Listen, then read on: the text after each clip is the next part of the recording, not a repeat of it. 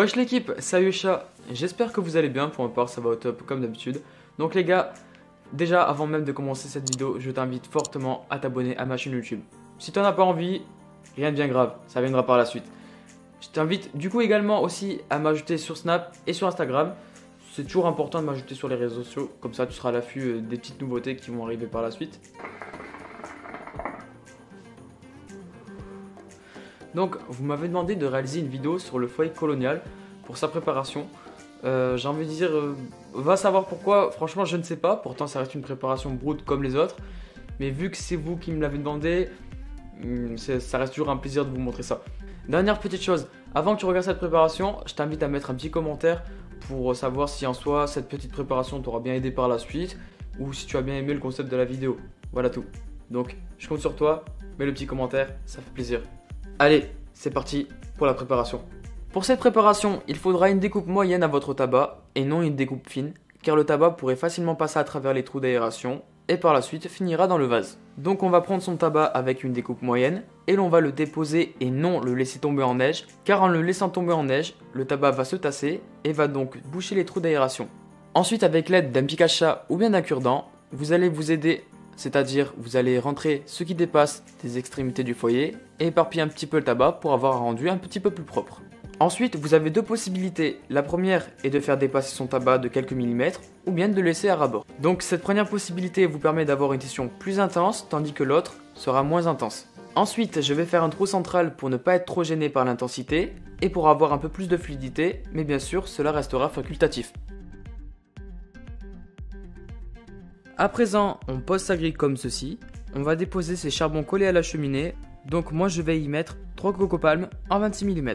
Pour terminer, on va laisser chauffer le tout pendant 5 voire 7 bonnes minutes. Et par la suite, on va reculer les charbons pour que le tabac ne soit pas trop agressé.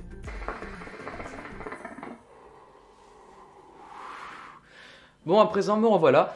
Donc comme tu as pu le voir, franchement c'était une préparation très simple. Donc il n'y a vraiment rien de bien compliqué. C'est la préparation que je vous ai montrée il y a bien longtemps, il y a plus d'1 an sur ma chaîne YouTube.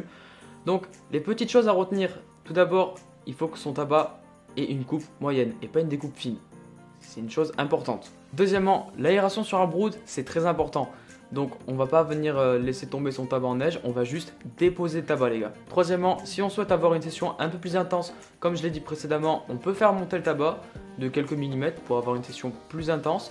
Mais si on ne souhaite pas avoir une session vraiment intense, comme j'ai dit, on peut laisser le tabac à ras-bord. Comme ça, on ne sera pas gêné par l'intensité. Quatrièmement, le trou central, en soi, ça reste facultatif.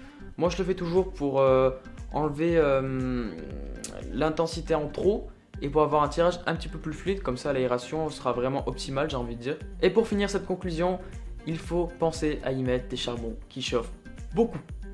Parce que c'est très important pour votre système de chauffe, parce que c'est un système de chauffe qui est à l'air libre tout le temps, donc il a besoin de chauffe. Et bien évidemment, il n'est pas bon de laisser ces charbons collés à la cheminée tout le temps, parce que le tabac va être trop agressé par la suite. Donc pendant les 5 voire 7 premières minutes, on les colle à la cheminée et par la suite on les écarte tout doucement. Et quand on voit que ça manque de chauffe, on avance, ou quand c'est trop fort, on recule. Ça s'appelle gérer sa chauffe. C'est important aussi les gars.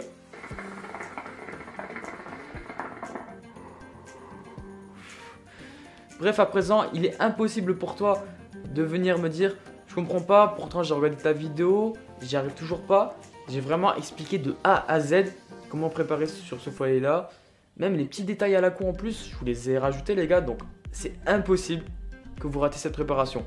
J'attends quand même votre commentaire dans la description, enfin dans la vidéo quoi. Pour savoir si vous avez kiffé cette préparation et même le concept de cette vidéo. Comme ça, moi ça me fera kiffer par la suite. Je vois que vous avez réussi par la suite. Donc je compte sur toi pour mettre le commentaire, ça me ferait plaisir.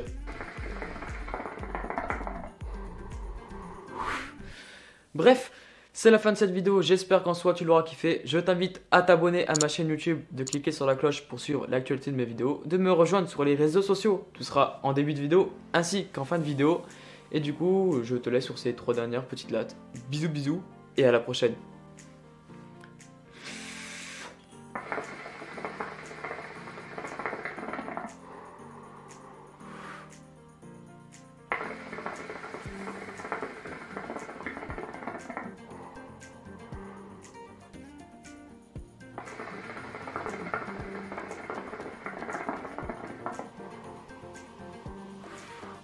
Ouais, Brood, ça fume pas.